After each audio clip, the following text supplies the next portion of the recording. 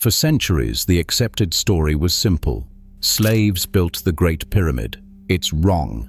Around 2500 BC, the men who raised the tallest structure on Earth for nearly 4,000 years were paid laborers. Farmers conscripted when the Nile drowned their fields, compensated in bread and beer, buried with honor when they died.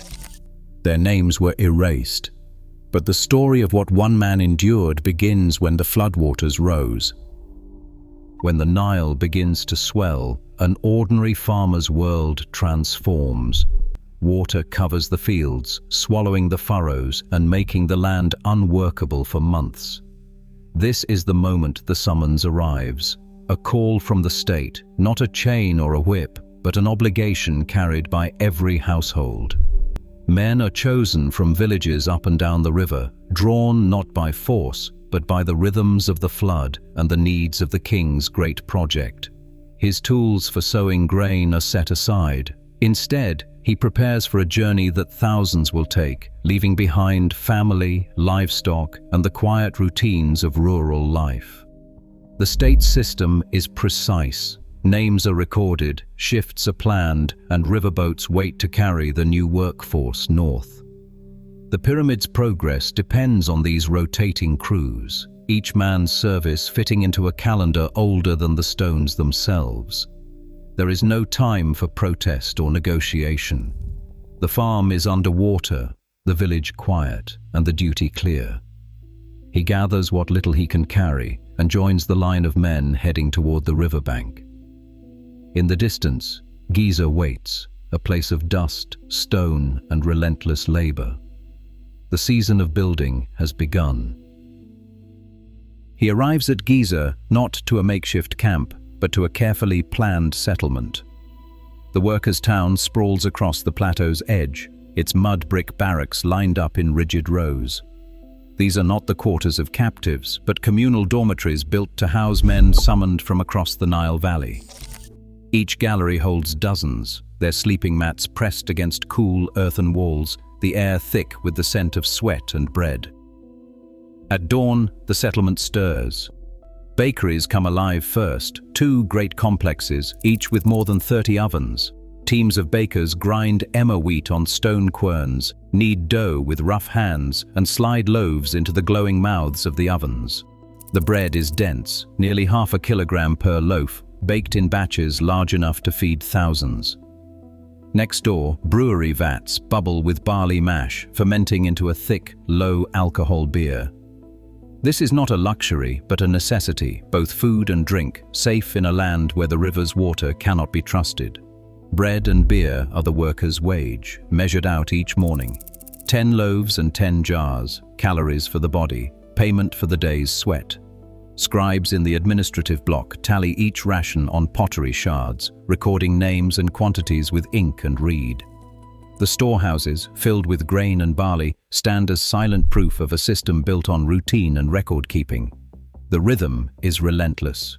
Wake, eat, report, work, return, sleep. Supervision is constant, but so is the promise of sustenance.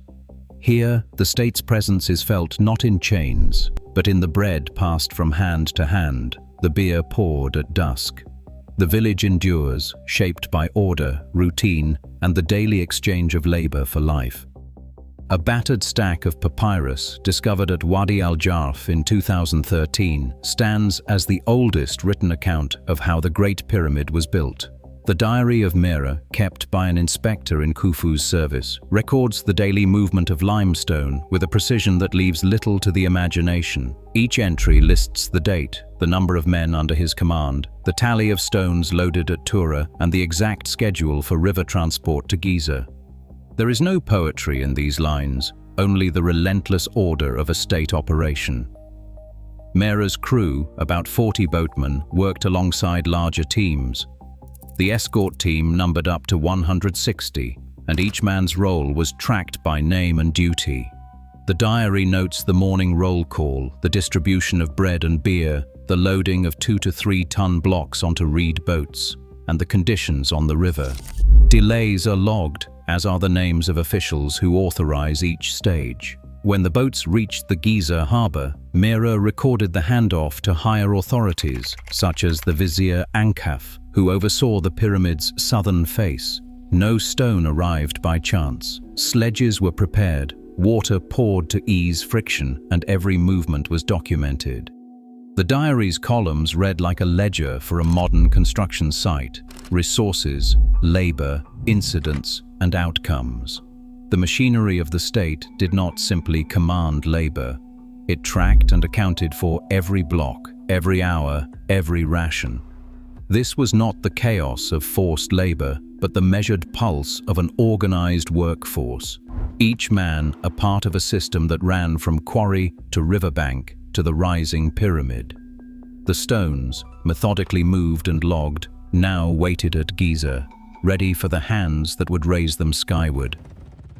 The pyramid rises by the force of human bodies, not by magic or forgotten machines. At the base, gangs of men, 20, sometimes 30, shoulder thick ropes, their hands cracked and raw. The stone before them weighs more than 2 tons, a block of Tura limestone freshly landed from the river.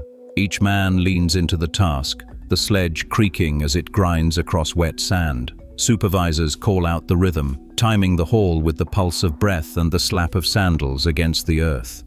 Water is poured in front of the runners, darkening the sand to make it slick, lessening the drag just enough to keep the stone moving. The ramp ahead snakes upward, built from mud brick and debris, its slope shallow but unending. Every meter is a struggle. There are no pulleys, no wheels, just rope, wood, and the relentless effort of bodies pressed to their limit. The work is repetition. Haul, rest, haul again. The pyramid's face looms above, swallowing the horizon, each course of stone a reminder of how much remains. The air is thick with dust. Muscles burn and tremble. The only relief comes in brief pauses, when the sledge is wedged with a stone, and sweat is wiped from eyes with the back of a hand. The tools are simple: wooden levers, copper chisels, battered sledges patched and splintered. Nothing about this labor is mysterious. It is raw endurance, measured in bruises and calluses, in the ache that settles deep in the spine. By dusk, backs are bent, shoulders bruised, and the day's progress is marked by how far a single block has traveled. The pyramid grows taller, but the men who raise it grow smaller, their strength spent on stone. The price is paid in flesh and exhaustion, and tomorrow the work begins again. Injury is a silent companion to every man who hauls stone at Giza.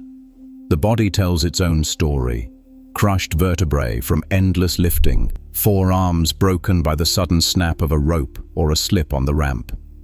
Bones unearthed from the workers' cemetery bear the marks: compression fractures in the spine, splintered wrists, calluses where levers bit into flesh. Yet many of these wounds show signs of healing. Fractures knit back together, splints of wood or reed, sometimes still clinging to the bone after thousands of years. Some men survived weeks or months after a break, the evidence of rest and care written in the slow regrowth of bone. In this world, the body is both tool and record. When the papyri falls silent, it is the skeleton that remembers, the cost of every block, the toll of every season. For the anonymous laborer, pain is a constant risk, and recovery, when it comes, is a brief mercy. What waited for him when the work ended, whether a return to the fields or a grave among his fellows, is a question the bones cannot answer.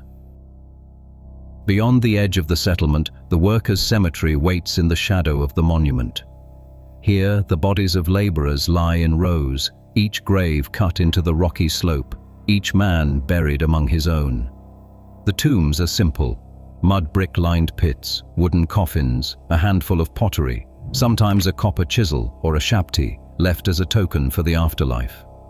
Overseers rest in larger mastabas, their names and titles carved into limestone stelae.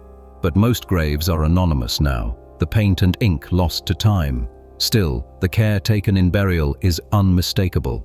These men were not discarded or hidden. Their graves face west, toward the land of the dead, and offerings of bread and beer were placed at their heads. The cemetery stands as silent proof that their service was recognized, their deaths mourned. Yet as the centuries passed, the memory of each man faded, while the pyramid above endured. At its full height, 146.6 meters, the Great Pyramid ruled the skyline for nearly 4,000 years. The monument outlasted every hand that raised it. The stone remains, the names are mostly gone. In this place, history preserved the work, not the worker. The stones endure, but the names of those who raised them vanish into dust. Today, the myth of slave labor fades against the evidence. These were paid men, their sweat traded for bread, beer, and an anonymous grave. History's grandeur is built on ordinary sacrifice, unseen but never irrelevant.